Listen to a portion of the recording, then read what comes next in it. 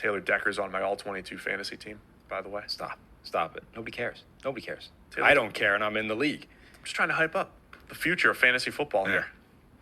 They told me we could hype it up. Nobody cares about your fantasy team. That's one of the It's cardinal my rules way. of broadcasting. Regardless of the medium, they don't care. So the strategic component to this game is through the roof. Your predictions, right? Your forecasting in fantasy football into how good is this player.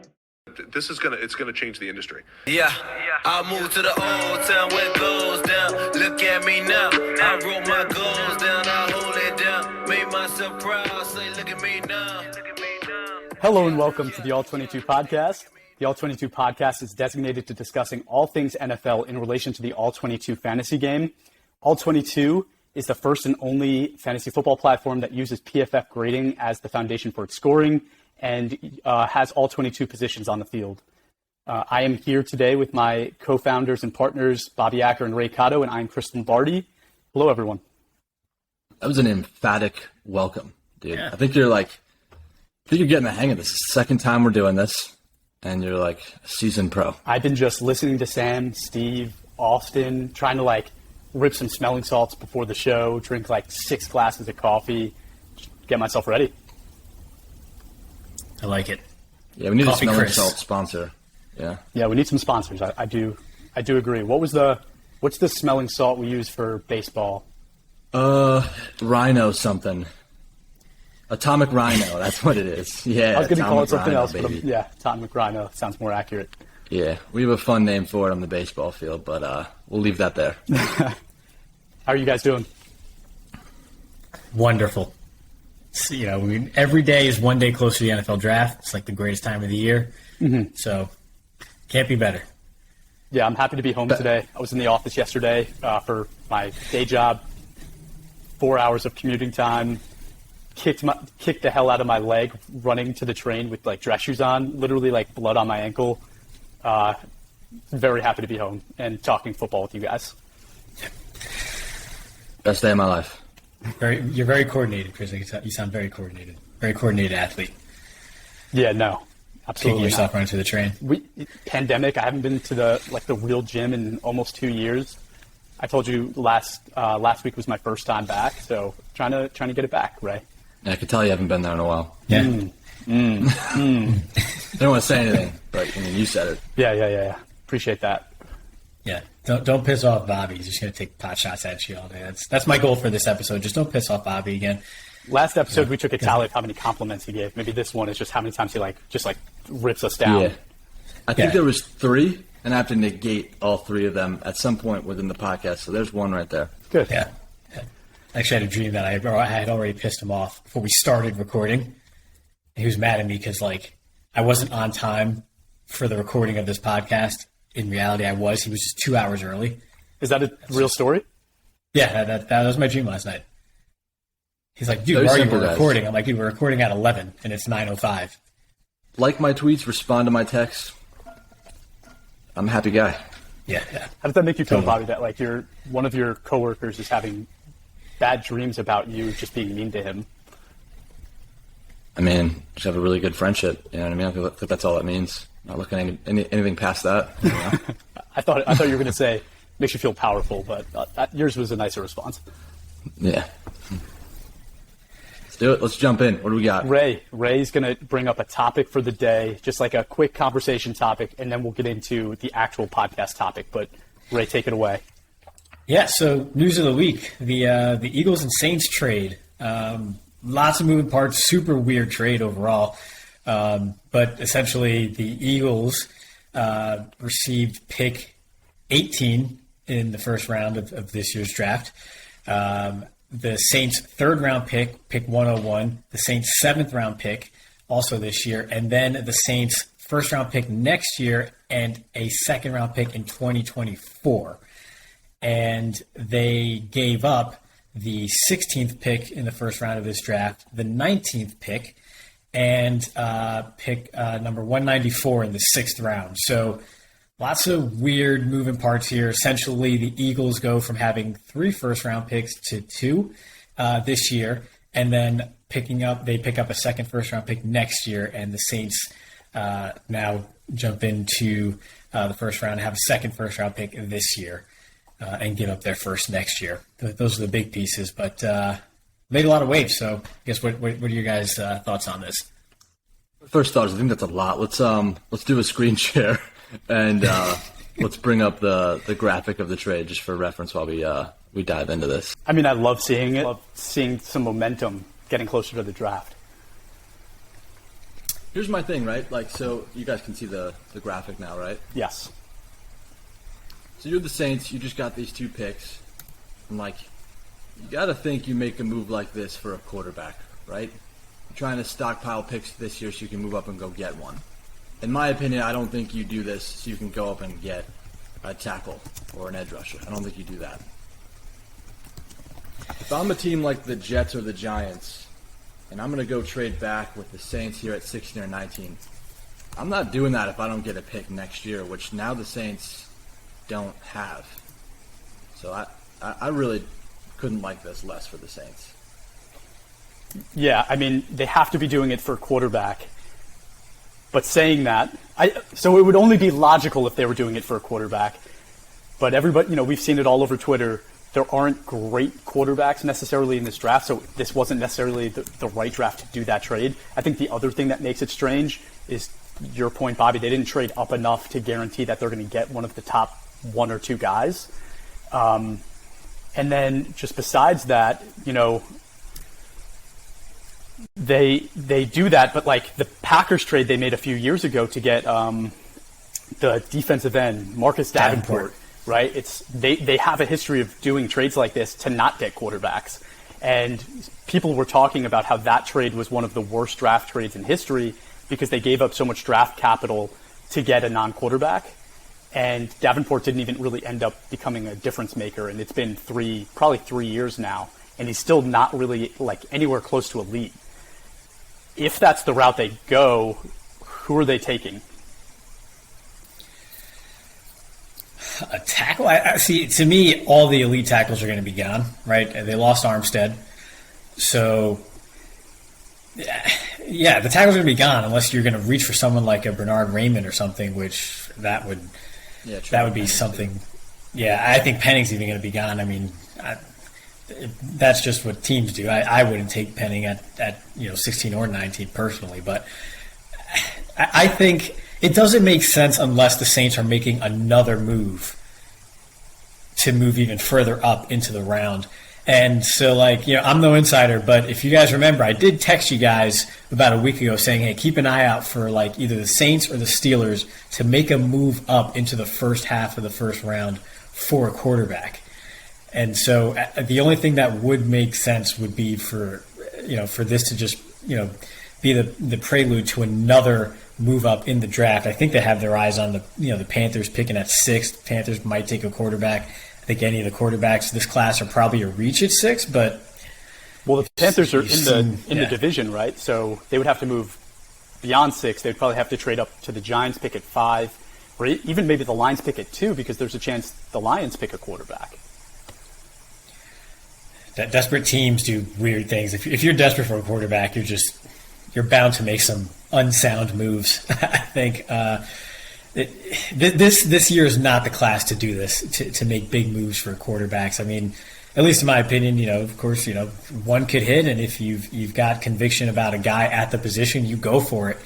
But I mean, I think if you look at this, whoever you have as your number 1 quarterback in this year's class, if you put them, and you compare them to last year's prospects, are they above any of the first-round quarterbacks that went last year? For me personally, no. Yeah, no shot. Even I think it was Mel Kiper who was saying that I don't know how you guys feel about Daniel Jones, but they said if Daniel Jones was in this draft class, he'd be the first quarterback taken by a mile. Like, what does that say about this draft class? Like, it's this quarterback draft class. It's awful. Mm-hmm. And a lot of people are focusing on the Saints because of that, right? You're saying, okay, well, they must be making a move up for a quarterback this year or whatever. But for the Eagles side of things, I think it's interesting, too, because we have this discussion about, okay, comparing this class of quarterbacks to last year's class. So people are saying the Saints or the Eagles made this move because, okay, you give yourself a second first-round pick next year. So you get another year of Jalen Hurts to see if he can prove himself to be the franchise guy. And if he's not, great, you have this extra ammo. You can move up to get your quarterback next year. But I mean, if he hasn't sold you to date that he can be the guy, I mean, yeah, players improve, but leopards don't change their stripes either. You know what I mean? It's not like he's, at least in my opinion, I find it hard to believe he's all of a sudden, if you're unsure of him now, after 12 months from now, you're going to be so sure of him because of his performance this year that now your franchise strategy changes. So with that being the case, maybe you should have taken your shot last year's class, because there's no guarantee just because you have 2 firsts next year, you're going to get your guy. If a quarterback needy team is picking number 1 overall next year, you could want and love Bryce Young or CJ Stroud all you want. You're still not going to get him because that team picking first overall is going to get first dibs. And, so I don't know. It's a weird, I like the move for the Eagles, but they are in a bit of a peculiar spot too at the most important position. So despite all the good moves they're making, it's still a little dicey on their end, at least the way I see it. Yeah, my first thought seeing it, people are pretty low on Jalen Hurts, and I'm a Jalen Hurts guy. I think he's pretty good. I think you could build a team around him. And this whole time looking at the Eagles picks, I'm thinking you could use 16 and 19 to start building a pretty good team around Jalen Hurts. So I was a little surprised at first when I saw they did it, but then you dive into it, you see the haul they get. You got to be dumb not to do this. Yeah, the Eagles clearly won this trade. And I think that you can't really blame them for not going into the quarterback class last year, because they didn't necessarily have enough on Jalen Hurts to make a decision. And they also didn't have the offensive line or the weapons around a quarterback to really be sure of it. Jordan Mailata took a huge step up last year, right? That wasn't a guarantee. That wasn't something that was a known fact, right? So you now know that the offensive line is solid. You now have Devonta Smith out wide. You have the weapons around Jalen Hurts, and you say, we have 2 first-round picks this year that we're willing to dedicate to making your situation better, even if that's on the defense, right? That still makes his situation better. Let's see what he does. Let's see what he becomes this year. Give him that shot, and then next year we decide whether or not he's the guy. If he's not, you now have 2 first-round picks to do something with and get a quarterback, move up and get a quarterback, even if you have to trade a future one, right? Because you've had all these extra firsts. You have the contract flexibility on your team because you've had all these picks. So you can do that, and I think that makes a lot of sense. I will say I'm always for kind of, if you have the guy, even if you think you have the guy, use everything that you have to make his situation better so that you can win. And it almost feels like the Eagles are hedging their bet a little bit and not doing that by trading one of the first this year. What do you think about that? I mean, I had enough on Hurts before they even drafted him, but that's just me personally. I just don't think you win, kind of like you said, hedging your bet, right? You got to have some conviction with these moves. And the other thing is, too, I mean, the NFC is so wide open. And again, I mean, if I'm the Eagles GM, I'm taking this trade all day. I think they're the clear winner of this deal. But, I mean, is it really – it's probably more likely than not that – you have another, 9-8 season. You probably sneak into the wild card because the NFC is just such a weak conference overall. You're a wild card team. You're in the playoffs this year. So great, you have 2 firsts. But, you might still be trying to move up from the back half of the first round to get a quarterback. And there's a chance you miss out on, the top 2 guys in next year's class. So are you just going to be sold on, 3 quarterbacks next year as franchise guys? Maybe. I think there's a lot of uncertainty. I think they're still a clear winner, but I think there's a lot of uncertainty there. And so if you're kind of hedging and, it doesn't I wouldn't be surprised if, this time next year, there's still kind of a wishy-washy sort of, is Hurts the guy? Is he not? Are we able to get a franchise guy? Or are we not from Philadelphia? I think they're kind of still, I could see them still being in that middling sort of purgatory state, even after this move. I think that's only outside the building. I don't think that's inside the building at all. Well, Bobby, Hurts is their guy. You made a good point because, I think in traditional fantasy, people last year were super excited about Jalen Hurts because of his rushing ability. Mm-hmm. But when we drafted in All-22 last year, I think there was a lot of skepticism, people not thinking that Jalen Hurts was going to be the guy that was going to grade well, but he did, right? He graded fairly well. I did like a a breakdown of we were doing like best landing spots for some DBs. I'm like, you know what? Any DB that lands in the NFC East is probably going to do pretty good, especially if he lands on the Cowboys because he's not going against good quarterbacks. So I'm looking at Wentz, Daniel Jones, and Jalen Hurts, and I'm assuming that all three of those guys are garbage. I'm going through and I'm looking at Jalen Hurts specifically. I'm like, wow, this guy grades really well. I can't make as strong of a point here because Jalen Hurts isn't bad. I don't know. I think a lot, like I said, I think a lot of the hate comes externally. I agree with that. I don't think if you're the Eagles, you can look at him and say, this is definitely not my guy. I agree with that. And I think we've seen that the Eagles have made strong pitches to get another receiver and a true number one. You know, Devonta Smith is going to be a great route runner. He's going to get open, but he might not be the guy that you want to be your number one. You're throwing, jump balls in the end zone to.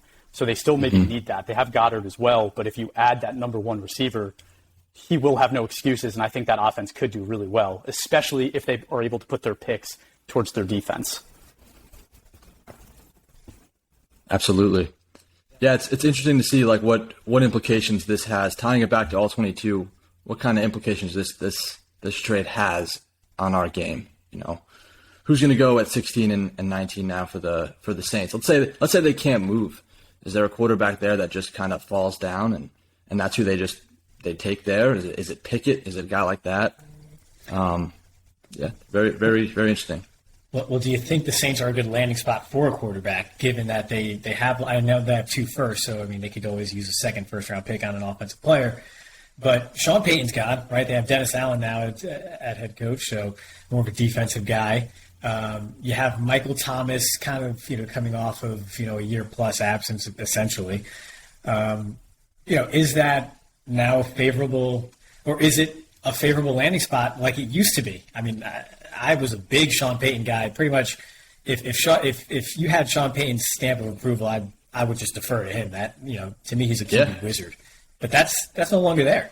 So crazy what a difference that makes. He's not there, and honestly, I'm staying away from all those quarterbacks. So I have a slightly different take because I agree with you. I think losing Sean Payton is the most important thing that could have happened, and it's horrible for that team. Saying that, they have a history of drafting really well. I don't know how much Sean Payton influenced that, but it's true, right? I think over the last 10 years, they've been the most successful team drafting, and you see it consistently. Like, they consistently find guys, different rounds of the draft, that are not just impact players, but like star players. So if there was a team to trust, are they that team? No. He said it. I'm not going to disagree. Okay. I think I would take the chance. I think if I saw Desmond Ridder or Malik Willis, if one of those guys goes there, I don't think it'd be a terrible thing for that culture. I think it would be a good fit. I think anything at this point is really an upgrade over Winston. So I would Here's like my it. thing. And this is the only way it becomes a little more attractive for me to take a rookie quarterback. If the Saints get one, right? Mm-hmm. It's if they stay, and at 16 or 19 somehow they get a tackle and like the second quarterback off the board. Let's say that's the only way that it becomes okay, maybe I take a flyer on him. But in general, I'm staying away. Another interesting thing about that, though, is it's been proven that quarterbacks that can run often improve offensive line performance, right? It makes it a lot easier for those offensive linemen to do their job. You saw it kind of last year. Lamar struggled, but they lost both of their starting tackles. But the plan was, we're going to trade away one of them. We're going to keep Ronnie Stanley as our left, and Lamar will do enough with his legs to make that situation easy, or make it easier for those guys to perform, and we can get by with a lesser offensive line. Maybe if they get a Ridder, that happens there, right, where the offensive line isn't such a big concern. The Ravens' case might also help that they're always in 3 tight end sets. But that's no. I see your point. I think Ridder there get a good enough tackle, and it's funny too talking about the tackle class, right? And I think Ray, you mentioned insiders before. You're not an insider. One of the insiders on Twitter was posting about Charles Cross and the and the intel that he has that he might fall either plus or minus 2 picks from the 15 spot. So can you imagine if you're the Saints, getting Cross and then coming back around and getting a guy like Ritter or whoever falls to, that 19 spot? It'd be super interesting to see that. Sure, if you want to hope. I mean, hope is one strategy, I guess. Not my opinion. I'm just and he made it clear it wasn't his either. It was just based on intel. We see. I think. Go ahead, Ray. I was saying people look at last year's class, and for as heralded as they were as quarterbacks, right? A lot of people are saying, oh, they kind of underperformed a bit, right? Trevor, Wilson, Lance didn't play, aside from Mac Jones, etc. But in a startup, right? Most of the users listening here, right? They're going to be in startup drafts here at All-22. I'm still taking all of those guys from the previous class before even if it's a good situation for whoever lands in New Orleans, right? Say New Orleans does get the quarterback they like and an offensive tackle here in the first round. I'm still taking a Wilson or a Lance that before I take a Ritter, for example, if that's who's the guy in New Orleans. That's just how I'm still ordering them, and that's my ranking anyway. If I'm starting something up here in All-22. Yeah, I don't know if Agreed. I don't know if I agree. I think I would definitely take, depending on what the Jets do, I think I would consider taking whoever the Saints get. If it's one of the running quarterbacks, I'm considering taking whoever the Saints get as opposed to Wilson, and maybe even Fields. Hot take. If it's Kenny Pickett, if it's a guy that has to sit in the pocket, yeah, I want nothing to do with that player in that situation. Just so you guys know, hot take is code for I disagree. And then when you do agree with something, if you're Chris, you don't say that you agree. You say I don't disagree. That's Chris talk right there. Well, I got just the so hot take knows. thing from Austin Gale. Like I said, I've been taking notes. I've been drinking my coffee, trying to grow my mustache out, like trying to take as much notes as possible. And that's what he does. He says hot take, and I'm here for it. So if you weren't able to join us for our first podcast episode, I highly recommend that you do that.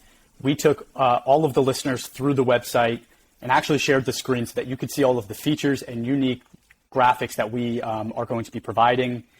If you have a chance, I highly recommend that you do that. It's in our YouTube link. You can go to our Instagram or Twitter to find that if you haven't found it yet.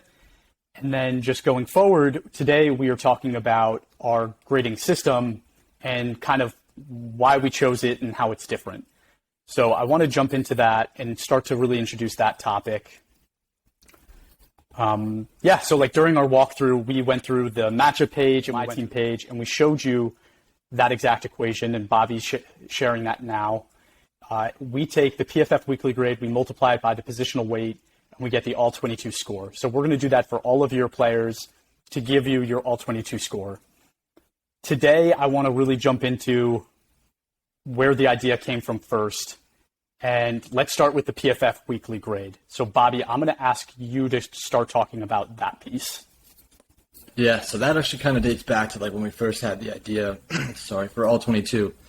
I remember we were drafting or setting up our dynasty league and thinking and saying to you guys, if the three of us were general managers of teams in the same division, right? If we were actually building a team in the same division, my team is going to start the season automatically looking at that schedule, and I'm automatically 4 wins because I'm kicking the crap out of both of you guys twice a year.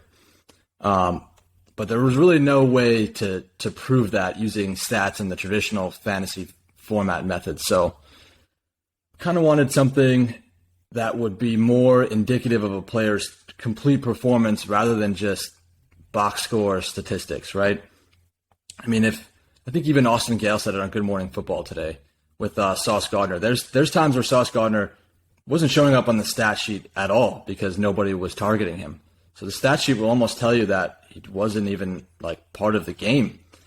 But what it's not telling you is that quarterbacks aren't targeting him because he's doing his job so well.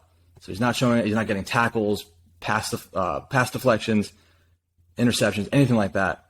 So we wanted something that would encompass the true quality of each player's performance on the field. And then we feel like PFF grades do that. Yeah, last episode, I think Ray maybe mentioned Blake Bortles, because that was the year we had that barbecue and had that idea, because Blake Bortles was like one of the top players in fantasy. In the fourth quarter, he got all of his points because the Jags were down by 30 points every game, and he was just throwing Hail Marys at the end of every game. And It was a horrible way to play fantasy football. Right, you get a guy like that who has value because in the first 3 quarters, he's playing awful. And then in the last quarter when, the game's out of hand, he's getting all these garbage points. And then there was another year later on where we saw it again with Jameis Winston. He threw 30 touchdowns, but also threw 30 picks. And it's like, you shouldn't be able to win with that. And guys were winning with that. So we felt like that was wrong. So I think PFF grades do a really nice job of replacing statistics and measuring, like I said, the quality of the performance.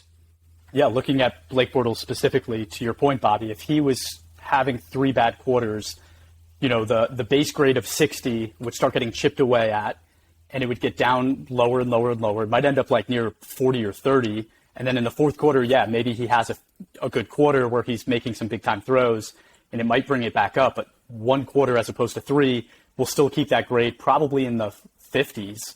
So you're not gonna get that same boost. Like, yeah, maybe it won't be a terrible performance at the end of the day, but it'll still be a pretty bad one that you don't want for your starting quarterback. And with how heavily we weight starting quarterbacks, it's probably enough to give you an L. Right, exactly. You get a bad performance from your quarterback, you're losing a game. And that's not always the case in fantasy, but that is the case in All-22. Absolutely. What other examples do we have? Because I'm thinking it's Blake Bortles. It was Jameis. I thought Jameis was a really good one. Who else? And I'm trying to think of other positions too. So we actually, I remember we used to talk about this one example of like Kenny Clark blowing up a play, right? It was back in the day when Kenny Clark and Blake Martinez were on the same team. We would see times where he'd blow up a play and Blake Martinez would come in untouched and make a play in the backfield. And Blake Martinez gets all the credit for that, tackle for a loss, tackle, whatever. And there's Kenny Clark picking himself up off the ground and nobody's, celebrating with him. And he did all the heavy lifting. So again, PFF grades see that, capture that, that aspect of his play and take that into effect. So nothing's going unnoticed. It's like they say, it's every player, every play, every game. Ray, what about like Trayvon Diggs? I think that's probably another good example. Yeah, down to down, he's not the most, consistent, cover corner as far as just, hey, sticking to my man, being in phase. Yeah. He'll give up some catches, he'll give up some yards, and then he'll make a big play. In traditional IDP, you get the big play, whether it's interception. If it's interception or a touchdown, that's huge, right? There's credit for that in our grades as well. I mean, it's an impactful play. It's going to be impactful in our game also. But we are taking into account, the catches he gives up as well, or the yards that are given up, on a down-to-down basis, whereas someone like a Tre'Davious White, who may be a more sort of consistent player, down-to-down, but doesn't have, as many highlight picks or turnovers or takeaways, is still incredibly valuable to the game because we're not just recording those volume stats, right? Or if you look at linebackers at the second level, right? Just because you're a pile jumper or you're making tackles 7 yards, downfield, we're not giving a linebacker credit for that, right? Jalen Smith can rack up a bunch of tackles because he's slow to the hole and, the front's giving up 5 yards a pop because of it. And in IDP formats, that's great. On one drive, he's getting 4 or 5 tackles, so, he's racking up the points. Real life, you're getting shredded. Our game accounts for that as opposed to just counting tackles or counting stats. Yeah, you can't have a guy that's slow to the hole, Ray. Unacceptable. All right, moving on. Yeah, I think Diggs is a great example of that because in IDP, he's like a Hall of Famer last year, but in our game in All-22, he's going to have like a good year, probably like a pretty decent year. Might grade out average, though, because he's giving up a ton of big plays in addition to the big plays that he's having. And we're not here to trash on IDP, because we do think IDP is a lot of fun. Like fantasy is about having fun, so there is a place for that. But we think this is going to be a lot more fun to those people that want something that's a more accurate representation. So like going from the PFF weekly grades, which is the first part of our scoring system, Ray, I'm going to ask you to talk about the positional weights, which is the second part of our scoring system. Yeah, so we didn't want to have just, some sort of standard, just count up the player grades of all your players that are starting, right? Because, different positions have a different impact on the game. If my center has a 55 grade for the game and my quarterback has a 90 grade for the game, I probably win. If my quarterback has a 50 grade and my center has a 90 grade, for that game, probably not winning, right? You need, the performance of the quarterback is more impactful to wins and losses than that of the center. So they're both important and they both have a place in the game, but in order to measure the impact of different positions, we couldn't just tally up, everyone's weekly PFF grade from 1 to 100 and see who has the most. We took a lot of different, looks at how best to do this and trial and error. And basically what we came up with was, the NFL is telling us how impactful these players are by how much they pay, the best players at certain positions. So, I think anyone can hypothesize that quarterbacks have the highest impact on the game, followed by maybe an edge rusher or your offensive tackles and so forth. And so that bears out with how the NFL is paying the top players at these positions.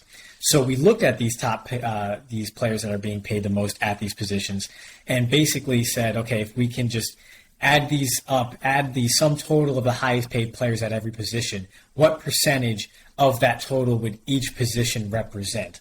So almost like a franchise tag value, in the sense that we're taking, the top 5 average salaries for each position and tallying them up and then weighting them as a percentage. So very similar to the franchise tag, if you're familiar, but with some subtle differences there. And so, that's a way for us to eliminate bias, just because, someone might think that edge rushers are more impactful than cover corners or vice versa. But if the NFL is paying these players a certain way, or the best at these positions a certain way, then that's let's remove our biases from it and just follow the leader and how the league does it. And the cool thing about this is that we recalculate these weights every single season. So as the league evolves and positions become more valuable to these teams and teams pay the best players at these positions either more or less as time moves on, our weights will adjust accordingly. So if you look at, if we were to do this exercise 10 or 12 years ago, running backs would probably have a much higher weight than they do now. But maybe 10 years from now, depending on how the game evolves, if somehow running backs are getting big second contracts again and they quote unquote matter, then you'll see that reflected in our game. So as the game evolves, our game will evolve also to reflect that impact. So it's not going to get stale or dated as we move along. I think we definitely tend to get long-winded talking about this. And Chris, to your credit, you always do a good job of simplifying this equation by saying grade is quality, and then the positional weight is impact. So our formula takes into account both of those things. And I just realized I gave you another compliment, so I'm going to have to say something mean to you later. We'll take it. Or donate to charity or something. I don't know. I know Sam and Steve are running a charity right now. Sam is going to recreate a Patrick Mahomes' brother's TikTok video, and Steve is going to do the NFL Combine. So I expect to see Bobby Acker donating to one of those, if not both, after this show. What do we think? Take a screenshot. Yeah. It's terrible. Okay. You complimented him, not me, so it's on you. It's on you, pal. I know. I said it. I was like halfway through. I'm like, God damn. Oh. Cool. Where are we going from here? So Ray touched on a lot of really cool things there. One thing he said is that NFL, this is how the NFL does it, so that's how we're going to do it. And I think that's a trend you're going to see throughout our podcast, and we're just going to keep harping on it, is if the NFL does something a certain way, that's how we're going to try to do it. We're going to try to replicate what they do as best as we can. And then another thing that I think Bobby touched on is how the positional weights change year over year is going to end up being part of your strategy. And we're going to dive into like more strategy stuff as we go on this podcast.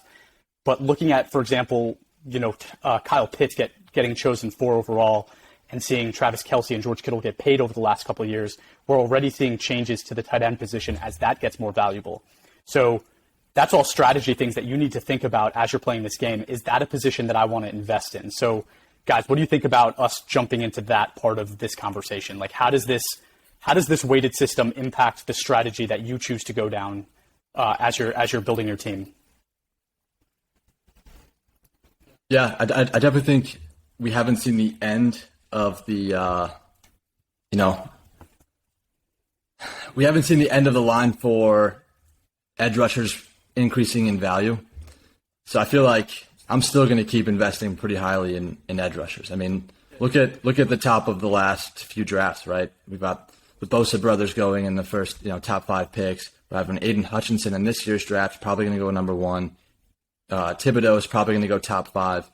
So I don't think we're seeing the end of this. I think this is going to be an ongoing trend, and I'm definitely going to hop on that. Positions that affect the pass, right? It's edge, it's corner, it's receiver, it's quarterback. Seems like those are the positions that people are investing in. So I would agree with you.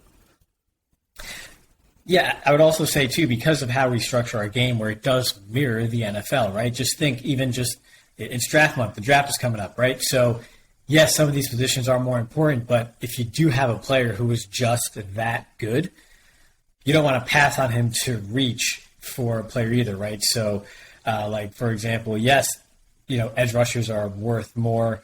They're weighted more heavily. They're more impactful. But I'm not going to pass up on, Micah Parsons at linebacker to draft Jalen Phillips just because he's listed as an edge rusher either, right? So a lot of that real-life strategy does come into play too, right? Yes, you want to take into account position premiums and build your team to be strong at the positions that matter most. But there's a BPA element to this too overall. And BPA, again, is the actual best player available as opposed to, the guy who records the most stats. So just something to keep in mind, too, for sure. I definitely echo what these guys said. But just be mindful not to reach for certain positions either, just because you feel like you have to take them early. So we talked about edge, and Ray, you're saying, Micah Parsons as a linebacker might end up giving you better results long-term than, say, like a Jalen Phillips reaching on an edge. I think that's a good segue into the conversation of how does this equation make you start to think about positional scarcity as well? We did some research and we found that like linebacker, tight end, was it like guard and center, like those center, those positions, there wasn't a lot of like top talent, and there wasn't a lot of top talent that consistently graded at the top. So how does that affect what you're doing during the draft? Trust your board. Yeah. Go ahead, Bobby. Trust your board, but honestly, too, right? Like, linebacker is really tough. It's really tough to find guys that grade consistently well.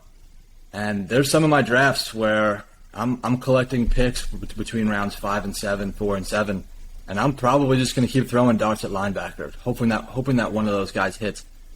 But I'm only doing that because my center position's okay. Luckily, I invested in that early and I got mine. Right? If I didn't do that, I'd probably throw my darts at centers, probably be throwing my darts at linebackers and positions like that. But yeah, definitely. Position scarcity is real. Mm-hmm. Yeah, and on the other side of that too, right? I'm not saying you don't pass on Jamar Chase if he's the highest guy on your board. He's the BPA just because there's lots of good receivers in the league. There's a bigger quantity of those guys available that can help your team out. But there is a large amount of receivers that can help your team out that do grade well in the league, right? So, if Chase is your guy there and you're able to get him early on in your draft, great. And I'm choosing Jamar Chase as an example. But if not, don't fret. You can pivot, and at least going in that, okay, certain positions are deeper than others, like wide receiver, for example. So, if I miss out on the top guys there, I'm okay. I know there's good enough depth to fill my roster later on and still get quality players at those positions who can contribute for me. And maybe then I can focus on, some of those other positions where there is scarcity as far as players who will grade very well, and see if you can get some value add there. So don't reach for positions that are scarce just because you feel like you have to get a good player at center or linebacker. But at the same time, don't reach for the high-end premium positions, either, just because you feel like you have to have one. So trust your board, don't reach, and everything will work itself out. Yeah, it's a balance, right? And I was thinking about it, too, from our inaugural league draft, and that was the one that I was really successful in because I actually was one of the last ones to choose. And because this is a dynasty game, most of the people that we played with were going after the young stud quarterbacks that have come out in the recent years. And we're living in one of the best times in the NFL where there are a ton of young stud quarterbacks to be excited about. Joe Burrow, Justin Herbert, Lamar Jackson, Josh Allen, Patrick Mahomes. There are a ton of them, right? But once those guys are gone, once that those 6 or 7 guys, Kyler Murray, those 6 or 7 guys are gone, does it make sense to draft a Tom Brady or an Aaron Rodgers or Russell Wilson's still pretty young, so I'll include him in those young guys. But does it make sense to get one of the older guys at the end of the first round, early second round, or do you pivot and say, okay, most of the guys in the league went and got their quarterbacks, so do I not draft Aaron Rodgers? Do I wait and I get a quarterback next round or the round after, and I draft one of those elite edge rushers? I get the first, high-end player, Jamar Chase, off the board. I get him early and I start building my team that way, knowing that I could get one of these quarterbacks that grades well, but is a bit older and people will devalue. I think you need balance, right? Because I think the more that you look to build your team for winning for tomorrow and the less you focus on winning today, there's a lot of uncertainty between today and tomorrow. You know what I mean? So I feel like you definitely need some sort of balance there. Chris is the one who said Kyler Murray in those top quarterbacks, not me, just saying. But totally agree. It's definitely a balance. You don't want to go skew super young and, just betting on upside at the start. And then you look back, after your first season or your first 2 years, and then you go, okay, wow, 40% of these guys that were young and had upside, they didn't hit. So now I have a lot of needs and, a lot of holes to fill on my team, and I'm not able to do that all in time to really contend, within a certain window. So definitely a balance. Just going back to my principles, trust your board, don't overthink it, and don't reach. Is there any other strategy components you guys want to talk about today? Today? No. I think a big one, and we'll talk about this in our draft guide too, is a lot of people tend to go name over grade, and I hate that. I hate that. I remember guys in the startup drafts, right, picking Jamal Adams, who was grading in the toilet around week 15. Around round 15, sorry. And thinking he might just not fit here. He might just not be a good fit for the Seahawks, and that's what you're seeing. But there is a very real possibility of that.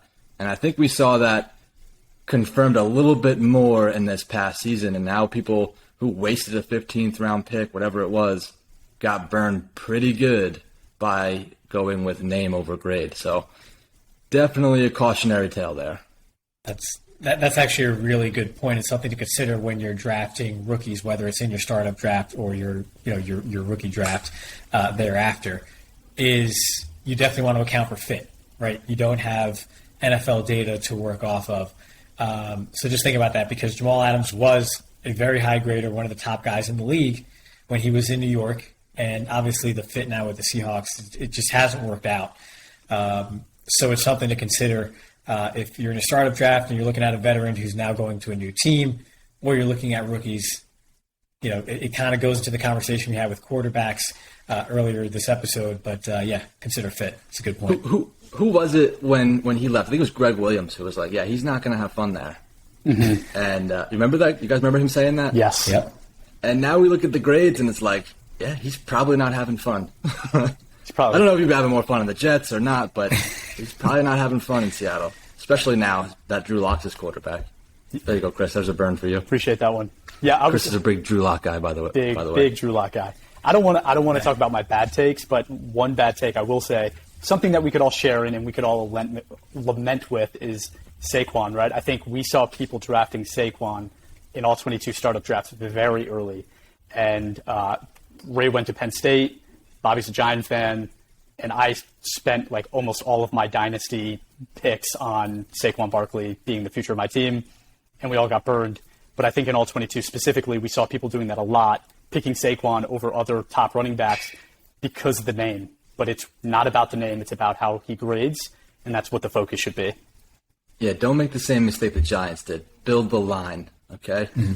Build the line before you go get your name brand running back. But yeah, again, that's the worst because you're going name over grade, first of all, and second of all, you're not accounting for position scarcity or position value. So I think that checks all the wrong boxes. Yep, and just to think about it a little further, right? It's easier to grade well if you have a great offensive line and you have to make players miss in the second level, right? It's really hard to grade well if you have to make players miss as soon as you're getting the ball in the backfield before you're even back to the line of scrimmage. So, again, going back to the fit argument, you got a running back there who's young, might has some explosiveness or whatever, and he's behind a good offensive line. That's going to bode well for their grades, right? Maybe if Saquon had my pet cat Akeem Ekwonu blocking for him this upcoming season, he might grade a little bit better, but we'll see how that turns out. But again, fit is another thing to consider, and I think that's really what sort of drives this point home. Yeah, agreed. And I think, my main focus when I'm playing a new game is understanding how do I win. In all 22, it's following that equation. It is PFF grade times positional weight, which gives you your all 22 score. We do that for every position. We sum it at the end of the week, and that is your team's all 22 score. The better of the two scores, you versus your opponent, wins that week. So that is how you win in all 22. Over the next week, we are going to be releasing on social media a lot of posts that show you the players that were the top of their positions in 2021 in terms of scoring. So you can start to see kind of how the scoring adds up and how positional weight times grade is, gives you such a different grade for different positions. Anything else, guys? No, I just can't wait for the draft. I can't wait to open this game up so everybody can draft and I can see how other people are doing it. Because we saw pretty limited sample size of, 250 people, whatever it was. But once we start to scale this, I'm curious to see those ADP rankings and see how other people approach this. I'm even maybe more excited to see the guys that played last year doing the rookie draft this year and seeing how their strategy changes completely after having a year under their belt. Mm-hmm. They're going to be throwing all their picks at those the centers, linebackers, those guys that we talked about before. Probably. Not if you got those Micah Parsons shares. Cool. Well, thank you, everybody, for listening today. We really appreciate you taking some time out of your day to learn about All-22. We're really excited to bring this to you. And if you haven't yet, please be sure to go to all-22.com to sign up for our newsletters and to get more information on our release date, which is set for either later this month or early next month. We're really excited to have you. And also follow us on Twitter, Instagram, and TikTok at all22_PFF. That's it. Hit the like, subscribe buttons.